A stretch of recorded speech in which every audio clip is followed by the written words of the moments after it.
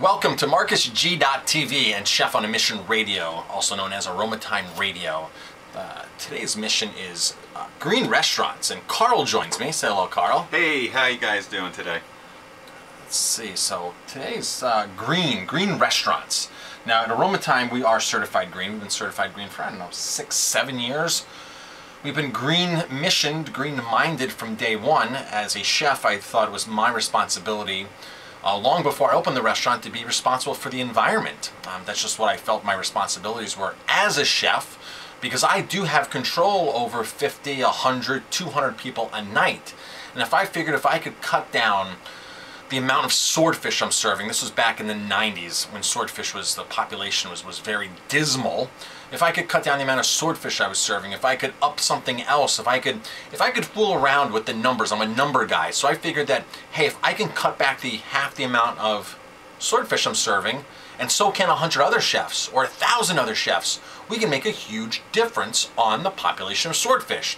And thus, swordfish is one of those stories that it has been repopulated, and it's great. And there's been other success stories as well. So I just thought, Carl, because I'm a chef, I have the power to do it, and why not do it, right? I absolutely agree. And the beauty of the restaurant, Aroma Thyme, being a green restaurant, low flow toilets, low flow faucets, recycling, reusing what we can in the restaurant appropriately, making sure things get composted, as some of our guests may not know.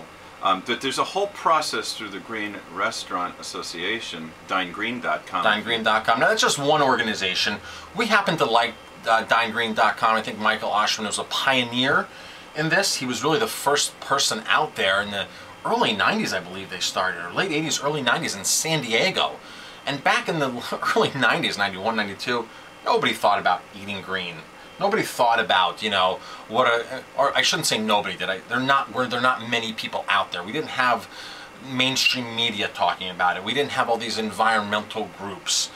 We didn't have all these call to actions like we do now, and the awareness of it. So he really is a pioneer in what he's been doing, and I really appreciate it. But there are other organizations out there that do it. I feel that they are one of the most comprehensive. If you look at dinegreen.com, you can look at the guidelines that restaurants have to do. And the neat thing about dinegreen.com, Carl, is that you go there, you click the restaurant, and you see all the steps that they're taking. Exactly. And I think that's where you were going. Yeah, it is. And there are so many aspects of this, from new building, for instance, or using recycled, reclaimed furniture, your heating and cooling systems, the kitchen, how that runs, your office equipment, how that runs, waste reduction, and, of course, very importantly, the food that's being served. And right. An education component, which you're really a huge proponent. I'm a huge fan of the education component, and I've been educating since ever I could. Since ever I could share what I was doing with other people, I've been sharing it long before YouTube, long before you know, the internet craze. But that's the one important thing, Carl. People think that just because you're going to a restaurant and you're eating green, it goes far beyond the food. It goes far beyond the beverages that they're serving. We literally get points for the type of printer we have, for the LED light bulbs, for the type of computers that we have. We get points for things like that because there are worse options. Everything takes energy. Right. Everything takes resources, whether it's a computer, whether it's a printer, the paper that goes into the printer, the paper that you print your guest receipts on. I mean, it's endless when you look around, especially in a restaurant, because a restaurant is a major culprit to the environment. That's just without even saying. We are the worst, some of the worst offenders. So with that being said, but way beyond the food, you can walk into the back office, you can walk into the kitchen, you can walk into the dining room and just see all this unnecessary resources that were used and that are currently being wasted. So it's really a tragedy, and to me, I take it personally.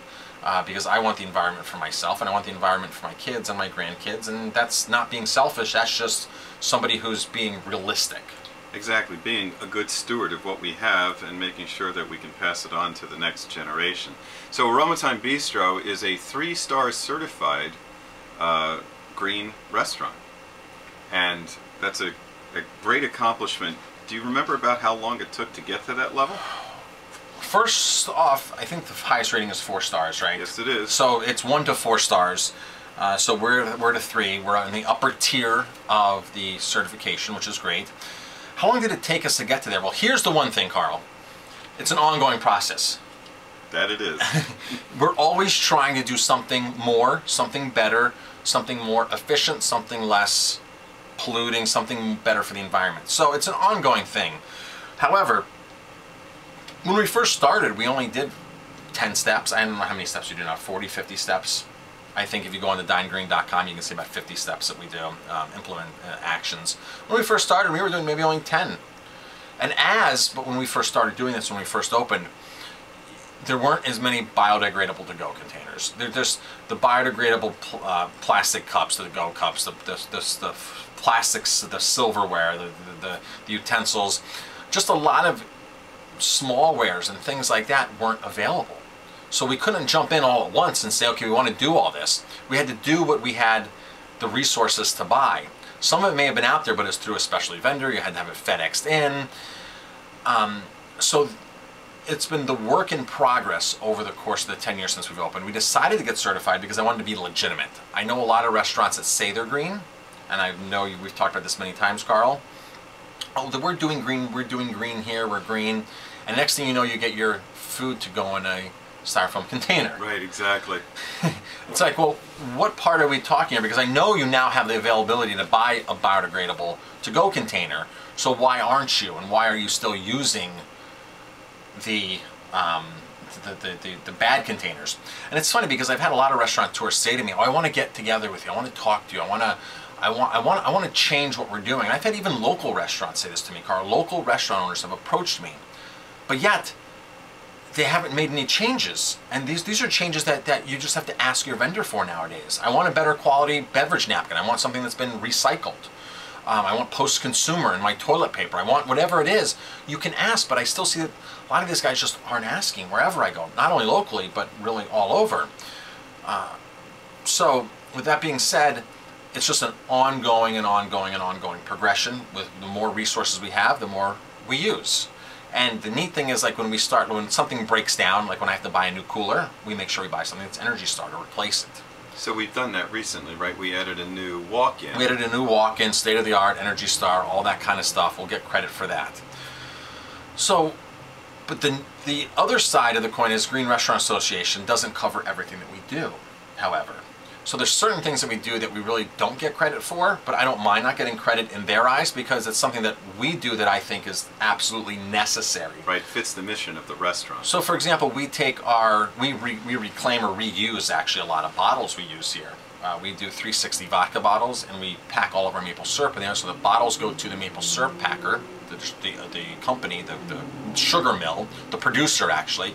And then we just recycle all of our 360 bottles. A 360 bottle. You want to hand me the Rogue bottle there? Because these bottles are so neat. If you're watching this, because this is available on my Aroma Thyme channel, Marcus Giuliano. So these bottles that we use, the standard flip top bottles, several companies are now doing their spirits in here, and 360 Vodka is one of the most famous ones. They don't have any label on it, they just have their emblem on it, so it's clear.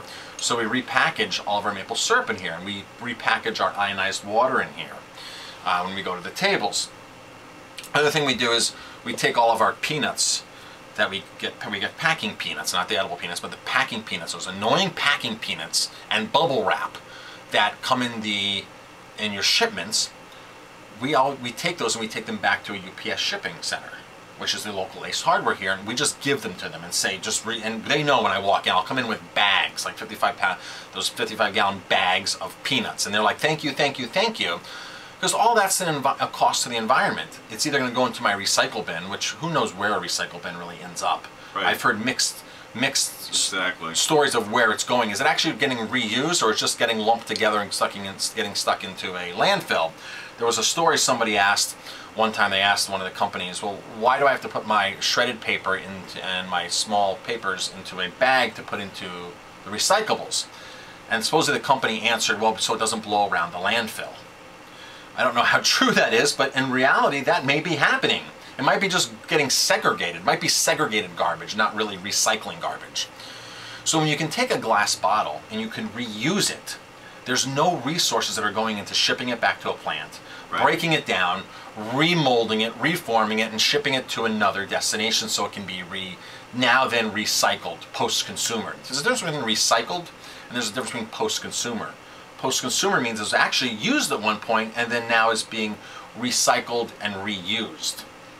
So you really have to be sometimes very diligent about what you read. And there's nothing wrong with something that's recycled, but for instance, in paper manufacturing, all the scraps of paper may be gathered up from the mill. They've never gone into a consumer's hands, but those are the trimmings that happen during the milling process, the cutting process, whatever they're doing. Those scraps then get put back into paper. So that's something that can be considered recycled, as opposed to me taking paper, newspapers from home, reading them, writing on paper, scrap paper, and then getting it reused back into paper somewhere else. That's post-consumer. Another thing that we do is we take all of our ice packs, because we get things shipped in, unfortunately, FedEx and UPS, and there's ice packs in there. But the ice packs all go back to our meat distributor, and they actually reuse our ice packs. The big styrofoam containers that sometimes like our gelato gets shipped into, because we use a special dairy-free sprouted cashew organic gelato that's just dynamite. We can only buy it from one place. They'll FedEx it into us overnight. So we have these huge styrofoam, unfortunately styrofoam containers. So I don't throw those into the garbage or to the recyclables. They actually go back to our meat vendor, because our meat vendor then can reuse those several times. There's also things here like our green water bottles, Carl, and you know, stack up downstairs. We buy bottled wine for sangria, and these beautiful green gallon jugs or growlers we just accumulate, and I try to give those away. And one of my next videos that I'm going to make and send out to our email subscribers is, somebody please come help us and take these from us, put them in the home, free to a good home. Right.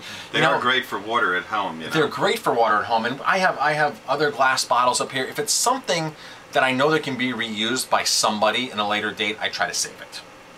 I try not to let it end up in the hands of the waste company. So that's a good introduction, I think, to the several questions that I'd like us to educate our listeners to. Sure. So we have durable goods, which are available here, certainly for us.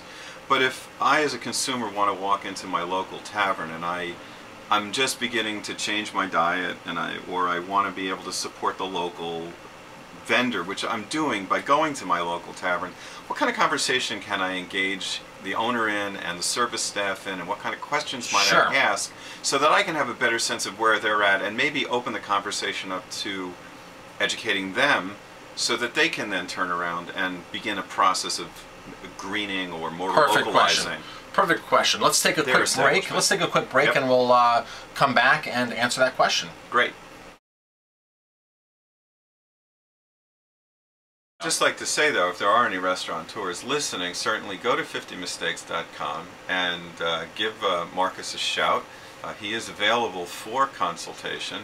And if you really want to begin this process, or look at some other aspects of your restaurant to see how we can make a difference for you. Absolutely. 50mistakes.com. It's my free cyber coaching website for restaurants, but really any business. Go check it out. 50mistakes.com. Thanks for tuning in. Thanks for joining me, Carl. I really appreciate it.